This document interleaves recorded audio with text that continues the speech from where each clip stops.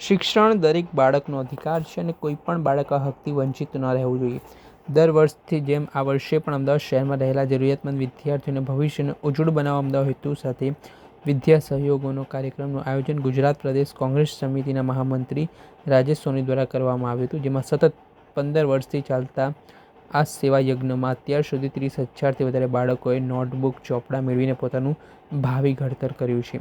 આ વર્ષોથી તેજસ્વી વિદ્યાર્થીઓને સ્માર્ટ ટેબ્લેટ પણ આપવાની શુભ શરૂઆત કરવામાં આવી છે.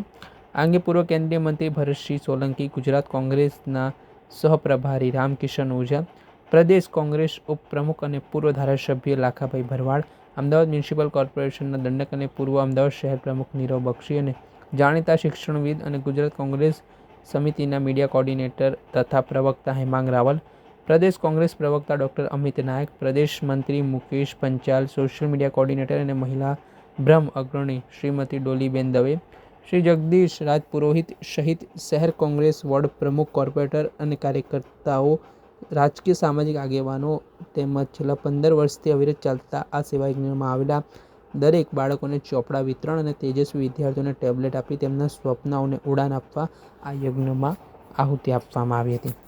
વિદ્યાર્થીઓ માટેની વ્યવસ્થા અને ખાસ કરીને વિદ્યાર્થીઓને ગરીબ વિદ્યાર્થીઓ માટેની એક વ્યવસ્થા તમે કરી છે કે એમાં ચોપડા વિતરણ એ પણ એક પ્રકારનું દાન જ કહી શકાય એજ્યુકેશનની બાબતમાં. અમે આ વિદ્યા સહયોગ આને નામ આપ્યું છે એટલે અમે એક વિદ્યાર્થીઓને આજના યુગમાં આપણે સૌ જાણીએ છીએ કે શિક્ષણ કેટલું મોંઘું છે, મા બાપને દીકરાઓને ભણાવવા કેટલા મુશ્કેલ પડી રહ્યા છે. એટલે એ વિદ્યા સહયોગના આ પ્રોગ્રામ થકી અમે જે પણ બાળકોને સહયોગ કરી શકીએ અને અમારા સહયોગથી જે પણ બાળકોનું ભવિષ્યમાં એમના ભણતરમાં થોડી પણ મદદરૂપ થઈ શકે એના માટે છેલ્લા 15 વર્ષથી આ સતત પ્રોગ્રામ કરતા આવ્યા છીએ. નારોલ, લાંભા, ઈશનપુર, મણિનગર, ખોખરા અને ઘોડાસર જેવા વિસ્તારોમાં છેલ્લા લગભગ 15 વર્ષથી અવિરતપણે આ પ્રોગ્રામ અમે દર વર્ષે કરી રહ્યા છીએ. આજે આશરે લગભગ 2,000 બાળકોને અમે નોટબુક ચોપડા વિતરણનું કાર્યક્રમ કરી રહ્યા છીએ અને દર વર્ષે આટલી સંખ્યામાં જ અમે નોટબુક ચોપડાનું વિતરણ કરતા હોઈએ છીએ. મોંઘવારી આપ દેખી જ રહ્યા છો કે મોંઘવારી આજના સમયની અંદર તમે જુઓ કે સ્કૂલોની ફીમાં તોતિંગ વધારો છે. પ્રાઇવેટ સ્કૂલોની અંદર વાલીઓ પોતાના બાળકોને ભણાવી શકતા નથી. સરકારી સ્કૂલોની અંદર જ્યારે ભણાવવા જાય છે તો ત્યાં આગળ શિક્ષકો જ પૂરતા નથી, કાં તો સ્કૂલોની અંદર ઓરડા નથી.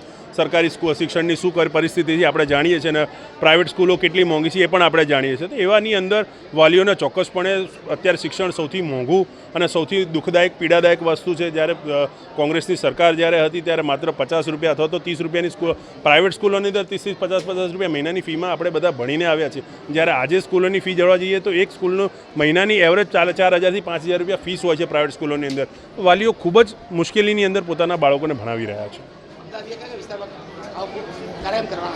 આ કાર્યક્રમ દર વર્ષે છેલ્લા 15 વર્ષથી અવિરતપણે થઈ રહ્યો છે. અમે ઈશનપુર, ઘોડાસર, ખોખરા, મણિનગર, લાંભા, નારોલ, ઇન્દિરાનગર આ અલગ અલગ વિસ્તારોમાં આશરે 15 વર્ષથી આ પ્રોગ્રામ કરી રહ્યા છીએ અને આજે અમે એક નવી પહેલ કરવા જઈ રહ્યા છીએ. આજે અમે બાળકોને ટેબ્લેટનું વિતરણ કરવા જઈ રહ્યા છીએ. જે બાળકો 10માની અંદર સૌથી વધુ સારા માર્ક્સ લાવ્યા છે અને જે તેજસ્વી તારલાઓ છે એ બાળકોને આજે અમે ટેબ્લેટ આપી રહ્યા છીએ.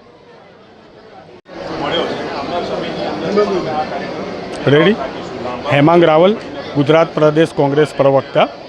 આજ રોજ અહીંયા કોંગ્રેસના મહામંત્રી રાજેશભાઈ સોની દ્વારા સતત 15 વર્ષથી મણિનગર અને આજુબાજુના વિસ્તારોમાં લગભગ દર વર્ષે 2,000 વિદ્યાર્થીઓ એટલે કે 15 વર્ષથી 30,000 વિદ્યાર્થીઓને જે ભણવામાં ખૂબ જ હોશિયાર હોય પરંતુ એક યા બીજી રીતે વાલીઓ મોંઘવારીના કારણે બાળકોને ભણાવવામાં તકલીફ અનુભવતા હોય તો આવા વિદ્યાર્થીઓને સતત 15 વર્ષથી એ લગભગ 30,000 જેટલા વિદ્યાર્થીઓને ચોપડાનું એક સહયોગ આપી રહ્યા છે, બુક્સ આપી રહ્યા છે.